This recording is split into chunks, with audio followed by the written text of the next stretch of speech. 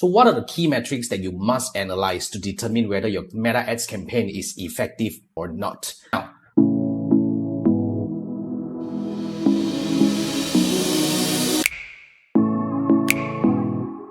basically, aside from all the numbers that you're seeing when you're coming into the ads manager, such as the number of results that you're getting, the reach, impressions, the cost per result, and the amount spent, these are the key metrics, a few of them. Now, the first one, the most important key metrics that you have to track is CTR. So basically, we have two types of CTR. CTR all stands for the percentage of people who are clicking on your ad, on any part of the ads, including the like button. If there is a video play, that's a part of it as well.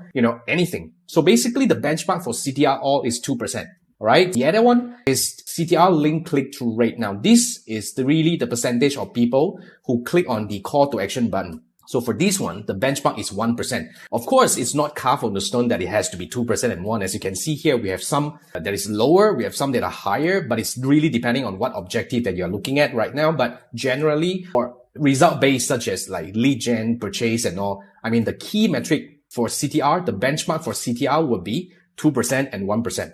Okay, so when you have lower CTR, for example, 0.4%, that indicates that your creative is not getting people to take action. So that's a clear indicator, probably an early consideration for you to consider testing new creative. Now, the other metric that is quite important here is the CPM. So basically, CPM is the real cost that you're paying when you're running ads on Facebook, which is cost per 1,000 impressions. However, this is a cost that we have no control whatsoever, but it's actually affected by, the seasonality, the behaviors and stuff. So when your results are getting more expensive, the first metric I would actually recommend to analyze is CPM. So if you have really a sudden spike of CPM, say for example, when there are a lot of people running ads at this period of time, and because of the competition, your CPM comes up. So if your cost per result comes up because of CPM, it's definitely not the ad problem. We do not want to make any wrong decision by closing the ad or pausing the ad or whatsoever. We need to know because it's affected by external factors and not the performance of the ad itself that is causing the cost per result to come out high. So that's the thing now.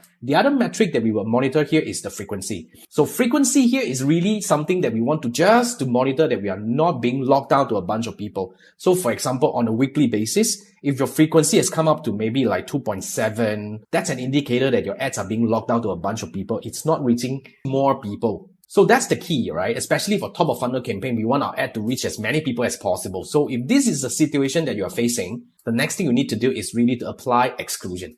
And of course, aside from that, we will look at, the number of clicks converted into the number of link clicks and how many unique link clicks that we are seeing here. Unique link clicks means, say for example, here we have 923 link clicks. That means 923 link clicks performed by 859 people. So in a way, if the gap is too big, that means your ad is being locked down to a bunch of people and they are actually clicking repeatedly, which is causing you to lose money because your ad is supposed to reach more people unless it's a retargeting campaign. And of course, we will move in and look at the number of leads that we are seeing here. The conversion between link click to lead is really something that we will consider as well. So I wouldn't say there is a benchmark, but we usually want to actually convert at least about 10 to 20% of the clicks into a lead. That's for lead. And when it comes to e-commerce, we will look at other metrics such as how many of them started to view other content, how many of them started to add to cart, and etc. So that's how we analyze the performance of a campaign. And from there, we are able to draw a plan on what to do next. If your campaign is not doing good, we need to find out why. If it's doing good, we also need to find out why because we need to know how can we take it to the next level. So if you need help analyzing your campaign and really unearth optimization opportunities in your campaign, click the link in the description and I look forward to work with you.